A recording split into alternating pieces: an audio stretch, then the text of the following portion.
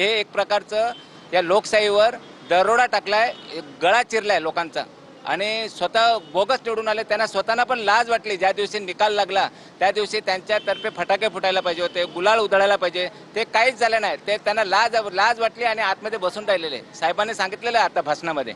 तर तुलसी जोशी यांच्यासोबत हा मतचोरीचा राक्षस आपण पाहतोय. सोबतच त्यांच्यासोबत राज ठाकरे आणि उद्धव ठाकरे यांच्या वेशभूषेतील दोन कार्यकर्ते सुद्धा आहेत आणि महाराष्ट्राला आज दाखवायचं आहे की मतचोरीच्या राक्षसाला आसूड कसे ओढले जात आहेत. विरोधकांचा जो काही निवडणूक आयोगाच्या विरोधामध्ये मोर्चा आहे त्या मोर्चाच्या माध्यमातून आपल्या वेगवेगळ्या संकल्पनेतून या निवडणूक आयोगाच्या विरोधामध्ये हा मोर्चा काढला जातोय आणि आज हजारोंच्या संख्येनं सगळे वेगवेगळे पदाधिकारी आणि कार्यकर्ते सुद्धा मोर्चामध्ये सहभागी असणार आहेत. तुमच्या सोबत दोन वेशभूषेतील कार्यकर्ते सोबत आहेत, ज्यामध्ये एकाला उद्धव ठाकरे यांचं रूप देण्यात आलंय, दुसऱ्याला राज ठाकरे यांचं रूप देण्यात आलंय. काय सांगायचं आणि त्यांच्या हातात सुद्धा आसूड पाहायला मिळत आहेत?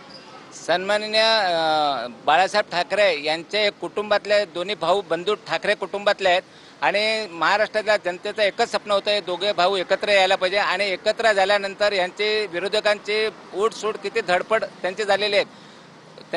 मोदीपासून सगळे पूर्ण जे सरकार आहे दिल्लीपासून त्या महाराष्ट्रापर्यंत पूर्ण हादरून गेलेले आहेत आणि रोज बातम्या दाखवतात 11वी भेट, 8वी भेट, 9वी भेट. म्हणजे त्याच्यात कारण हे आहे की त्यांना धडकी भरलेली आहे आणि आम्हाला आनंद आहे असे ठाकरे बंधू एकत्र राहून.